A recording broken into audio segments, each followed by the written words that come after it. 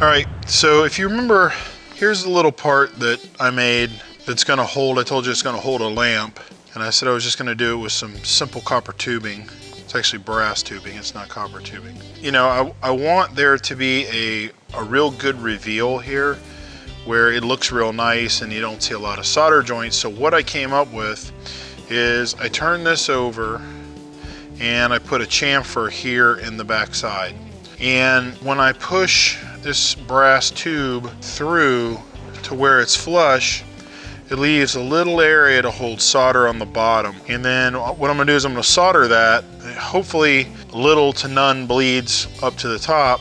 And I can take it over there to the belt sander and just smooth it back off smooth. And nobody will ever be able to see that solder joint. It's a pretty tight press fit actually. So I'm just gonna put a little bit of paste flux, same stuff if you've ever sweated copper pipes together. Same, matter of fact, this is what I use to sweat copper pipes together. It's pretty nasty stuff, but it does the job. And then all we're gonna do is just add a little heat with a torch.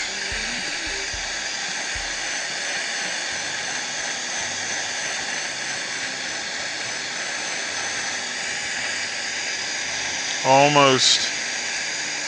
It's almost there. There it goes. Took the solder real nice. So what we'll do is let this cool off for a bit, take it to the belt sander, and get it flat, and then I'll take it over to the buffing wheel and I'll buff it to get all the heat markings off it and bring it back to shiny brass again. Well, as you can see, the sun's back up. We're still at it.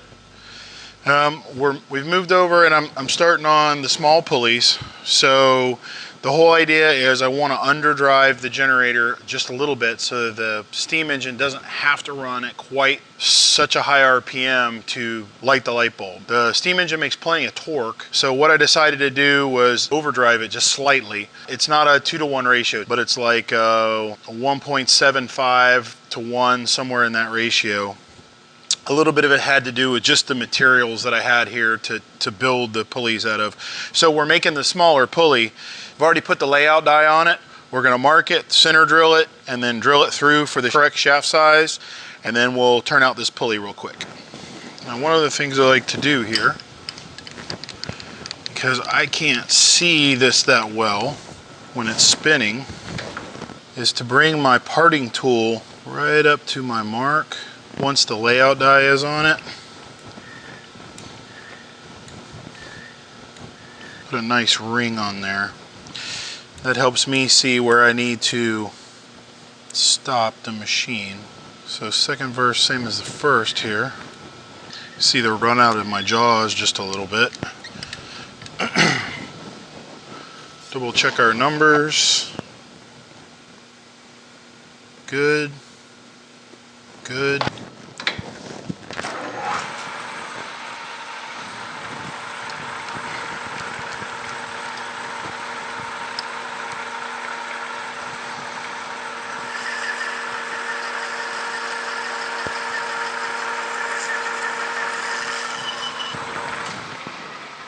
We're 360, so we've got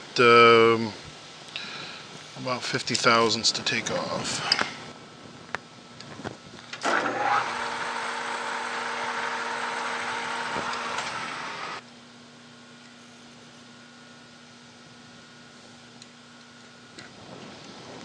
Well, that was a bonehead move. I just turned the dial and ran it in and didn't check and took 25 thousandths too much off that piece.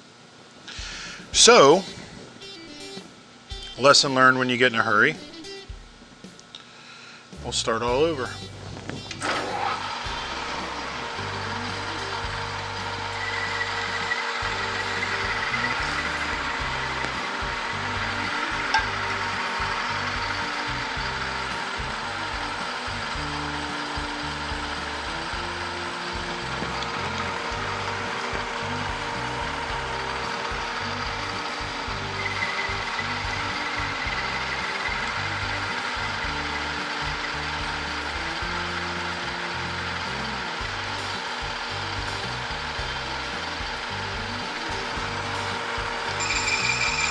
What I'm doing here is just creating a groove.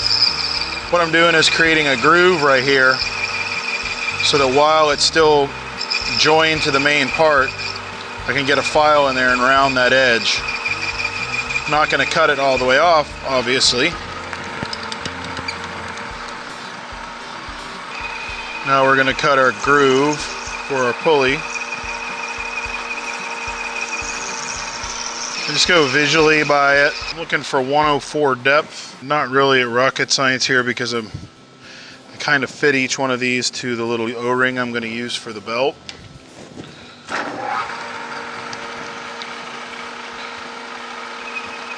So as I get close, I'll put the belt in the groove and I'll take a thousandth or two off to make it fit like I want it to.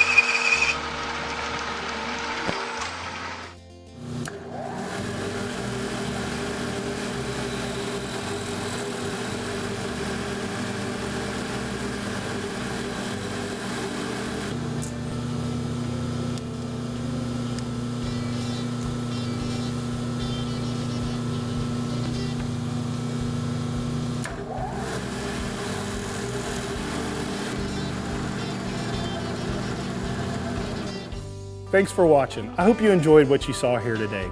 Be sure to subscribe to my channel and like us on Facebook. Please, somewhere down below here is a link. We've got a lot more really cool stuff coming. Is that right, camera guy? Is there a link down there?